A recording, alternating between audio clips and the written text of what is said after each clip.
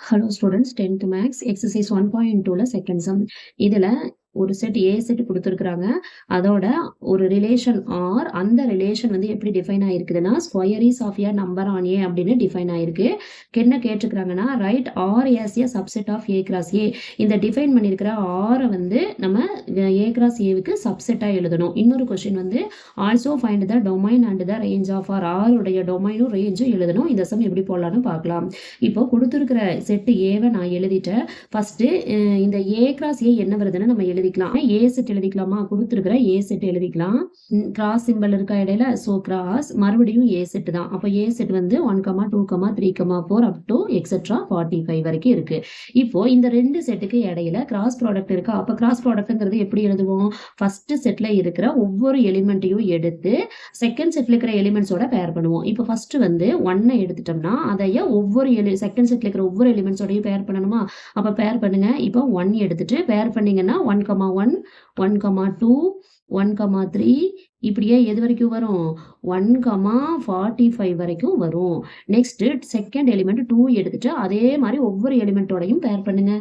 பேர் பண்ணீங்கன்னா 2,1, 2,2, 2,3 அப்படியே எது வரைக்கும் போகும்? 2,45 வரைக்கும் வரும்.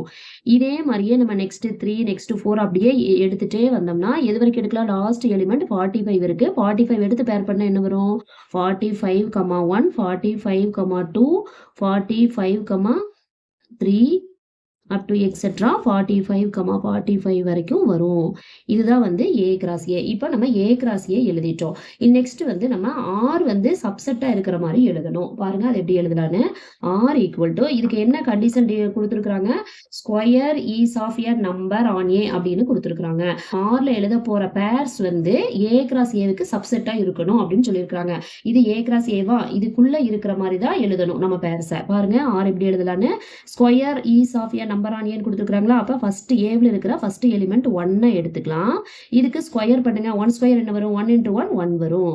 இப்போ 1,1 வந்து இந்த ஏ கிராஸ் ஏக்குள்ள தான் இருக்கு. அதே மாதிரியே செகண்ட் எலிமெண்ட் 2 எடுத்துட்டு இதுக்கு ஸ்கொயர் என்ன? 2 ஸ்கொயர் என்ன வரும்? 2 2s are 4 வரும். இப்போ 2,4 இதுக்குள்ள தான் இருக்கு. நெக்ஸ்ட் 3 எடுத்துக்கோங்க. 3க்கு ஸ்கொயர் என்ன? 3 ஸ்கொயர் 9 வரும். அதே மாதிரி 4 எடுத்துட்டீங்கன்னா 4ஓட ஸ்கொயர் 4 4s are 16. நெக்ஸ்ட் 5 எடுத்துட்டீங்கன்னா 5 5s are 25. Next 6 6 are 36. Next வந்து நீங்க 7 எடுத்துட்டீங்கன்னா 7 7s are 49. Second element coordinate வந்து 49 வருது. ஆனா இங்க செகண்ட் கோஆர்டினேட் வந்து 45 ஓட நின்னுடுச்சு. அதனால நம்ம இதோட ஸ்டாப் பண்ணிக்கணும். அதாவது நம்ம எழுத போற இந்த எழுதின பேர்ஸ் வந்து இந்த ஏ கிராஸ் ஏவுக்குள்ள இருக்கிற மாதிரி தான் பார்த்துக்கணும். நெக்ஸ்ட் வந்து டொமைன் ஆஃப் ஆர் எழுதணும் இல்லையா? therefore டொமைன் ஆஃப் ஆர் இந்த பேர்ஸ்ல இருக்கிற ஃபர்ஸ்ட் கோஆர்டினேட் இருக்கு இல்லையா? இந்த ஃபர்ஸ்ட் கோஆர்டினேட்டை தான் நம்ம டொமைன்னு சொல்லுவோம். அப்ப டொமைன் என்ன வரும்? 1, 2, 3, 4, 5, 6. ஓகே. நெக்ஸ்ட் வந்து நம்ம என்ன கண்டுபிடிக்கணும்? ரேஞ்ச் ஆஃப் ஆர் எழுதணும். ரேஞ்சுங்கிறது வந்து இந்த பேர்ஸ்ல செகண்ட் கோஆர்டினேட் இருக்குது இல்லையா? 1, 4, 9, 16, 25, 36ன்னு இதுதான் வந்து ரேஞ்ச். அப்ப அதை எடுத்து எழுதிக்கலாம். 1, 4, 9, 16, 25, 36. இப்போ இந்த ரிலேஷன் செட் எழுதும் போது இந்த பேருக்குள்ள இருக்கிற கோஆர்டினேட்ஸ் எழுதுறோம் இல்லையா?